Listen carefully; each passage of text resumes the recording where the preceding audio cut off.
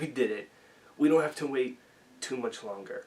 As you're watching this, it will be 9 days before the new Paramore single comes out, as they pretty much now, on this date, have announced a couple of new New York shows, and now we're just waiting for September 28th, which has finally been announced as the release date for the new single coming out titled This Is Why, and I thought, to get myself hyped up for the single and the new album that now seems to be on its way finally, why not go through Paramore's first 5 records and rank them from worst to best? Now, I know I've done this before, but that was a couple of years ago. Now I've kind of had some time to sit back and listen and just kind of see where I'm at with their 5 albums now, because I don't necessarily think any of their 5 albums are bad, except for one, but it's always flip-flop for me, especially when we talk about the top 3 in their discography. But without further ado, I guess you gotta start it off with the worst one.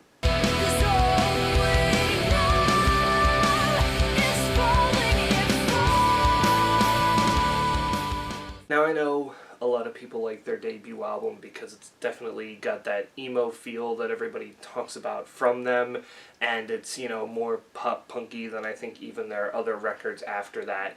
But to me, you can definitely feel the inexperience on this record from everybody. It's not that the songs are simplistic or anything, but there's some things lyrically that just kind of, you know, don't come off as well as it sounded, or they thought it sounded, I guess. It's one of those ones where over the years it's kind of grown on me a little bit more with a couple other songs, as there are some real gems on here, but for the most part, this is my least gone back to Paramore record for a reason. I don't know if it's just because I've grown up a bit and I don't feel that angsty anymore, or maybe I just truly found the one Paramore record that I don't love as much as the others, even though I will still defend this as saying, look, they were younger back in the day.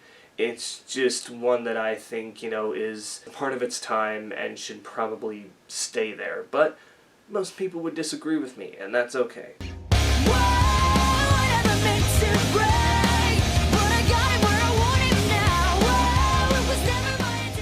Putting Riot as the second worst Paramore record is probably one that's going to bring a lot of hate my way. But listen, Riot is a great record, a great pop-punk record, again, for its time.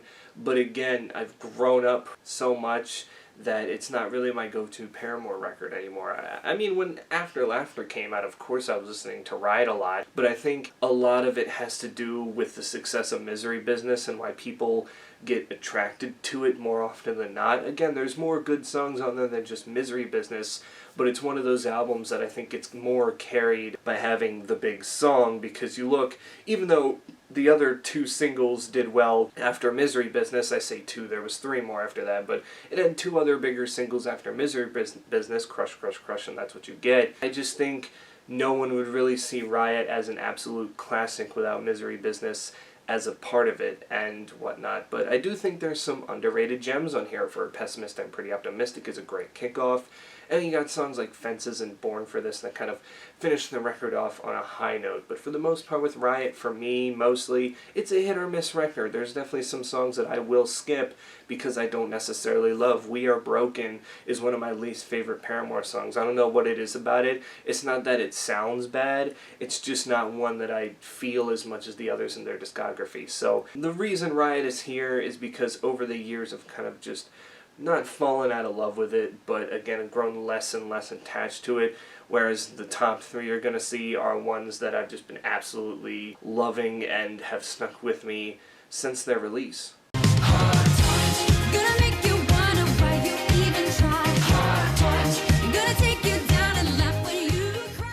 This is where it got hard for me, but After Laughter, their most recent record, comes in at number 3. One that, if you would have asked me where I would put it in Paramore's discography when it came out 5 years ago, I probably would have had this as either the worst or the second worst Paramore record. But again, over the years and getting more listens and kind of maturing with it, I mean, I was 18 about to turn 19 when this thing came out, and I'm 24 years old now. So now in my 20s, I seem to see what this record was going for, and I like the aesthetic going there. I think think it did throw a lot of people for a loop because of the synth pop feel as opposed to the rock stuff that we had been getting from them. But nonetheless, you still get great vocals by Haley. I feel like, again, the singles are good, but there are some really, really underrated gems. How they did not make Pool a single, I don't know, and I don't think we'll ever let them live that down. But for the most part, I think it proves its purpose, and it's got this weird sound of, oh, the music sounds happy, but lyrically it's depressing as shit, and sometimes you just want to listen to music like that. It can be a lot of fun to just be sad and also fun at the same time, if you get my drift of what I'm trying to say.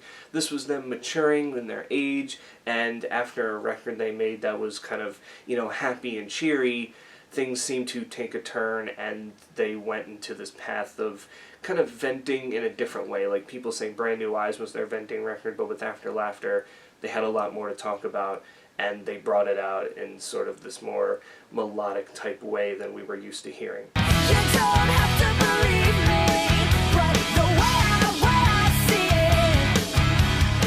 Next time you point Number 2 and number 1 usually flip-flop for me, but after going back and listening, I had to put Brand New Eyes at number 2. Now that's not a bad thing. This is a great record. I would definitely go into saying it's probably the heaviest record the band have ever put out. This is the venting record. The band was fighting at this point in time, and they just kind of wanted to vent things out in songs, and it definitely leads to some bangers on here, and it's just one of those ones where even though people talk about it, I feel when people talk about Paramore records, it's always Riot and Self-Titled, and maybe even nowadays After Laughter. Nobody really likes to talk about Brand New Eyes, aside from the couple singles, that being the only exception, Ignorance, and maybe even like Playing God, but other than that, nobody's like, oh, this album here, this one's one of their best.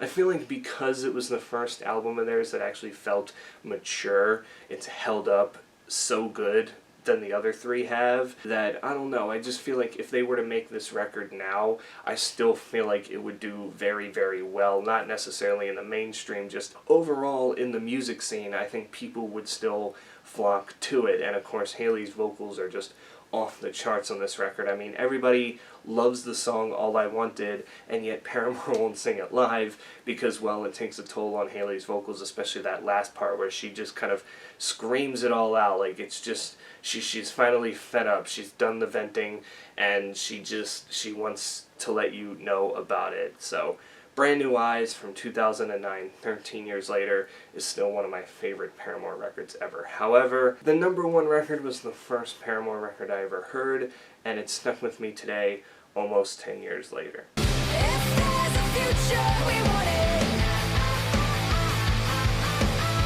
If there's a future we want it. Self-Titled, which came out in 2013. I can't believe it's 9 years old already because I like to throw it in with their new stuff, but then I realized this record's almost a decade old, and I kind of reel back the new stuff, and I'm like, well, is 10 years really all that new? I don't know, but this is their longest album to date, 17 songs, over an hour long, and this was the first, I think, real change in sound the band had, as they had more of this alternative pop rock feel. It wasn't the same pop punk and emo that we were getting from the first couple records, and the lyrics seemed to be a lot more happy, and I think that's why I like this record so much, is because it's my go-to record from when I'm feeling down. I mean, from the Kickoff Fest in my car to the End Future, you're just left with something that's absolutely stunning music-wise. I mean, you thought an album with 17 tracks would have a lot of flaws, but it really doesn't. And I feel like the interludes, people complain about those a lot, but the interludes really split the album up into 3 parts, because it definitely does have 3 parts. I would say like part 1's like